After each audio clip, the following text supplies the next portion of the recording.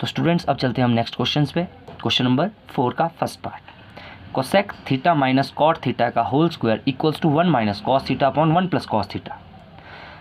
तो सबसे पहले आपको एक चीज़ तो दिखाई दे रहा है, आंसर आपके पास कॉस में है और इधर क्वेश्चन कोसेक और कॉट में है। मतलब कि सबसे पहले मैं इनको चेंज कर दूं किस में, साइन और कॉस में। अब देखो यहाँ पे स्क्वायर भी दिख रहा है, आपको डायरेक्ट स्क्वायर नहीं खोलना है। जब तक आपको ऐसा लगे कि जब तक क्वेश्चन सॉल्व नहीं हो पा रहा है, जब आप एंड पॉइंट पे जाके फंस जाए, आपके पास स्क्वायर खोलने के अलावा कोई ऑप्शन नहीं है, तब आपको स्क्वायर खोलना है।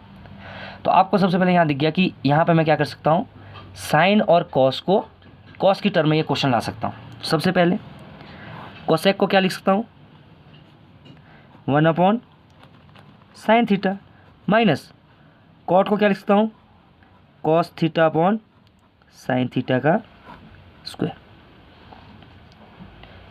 हम लेफ्ट हैंड साइड को सॉल्व करें तो राइट हैंड साइड आएगी। अब यहाँ पे क्या दिख रहा है, एलसीएम ले लो। एलसीएम देखो बेसिक स्टेप है, तो दोनों का सेम एलसीएम था तो सेम आ गया, तो 1 माइनस कॉस थीटा का स्क्वायर।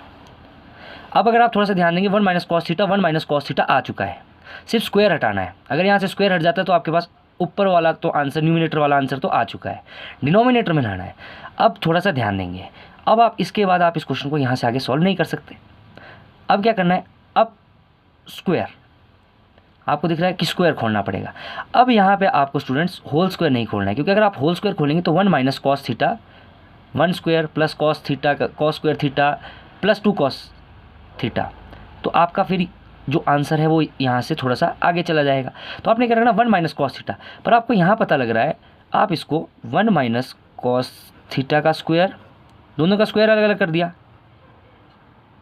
साइन थीटा का स्क्वायर भी लिख सकते हैं, दोनों का स्क्वायर क्या कर दिया, अलग अलग। तो 1 माइनस कॉस थीटा का स्क्वायर, अब नीचे आपके पास साइन स्क्वायर थीटा बन चुका है, ठीक है। और इसका मतलब आपको पता लग गया, यहाँ पे मैं आइडेंटिटी लगा सकता हूँ। तो साइन स्क्वायर थीटा की आइडेंटिटी क्या होती है, साइन स्क्वायर थीटा की आइडेंटिटी होती है 1 माइनस कॉस स्क्वायर थीटा। मतलब साइन स्क्वायर थीटा की जगह मैं क्या लिख सकता हूँ, 1 माइनस कॉस स्क्वायर थीटा।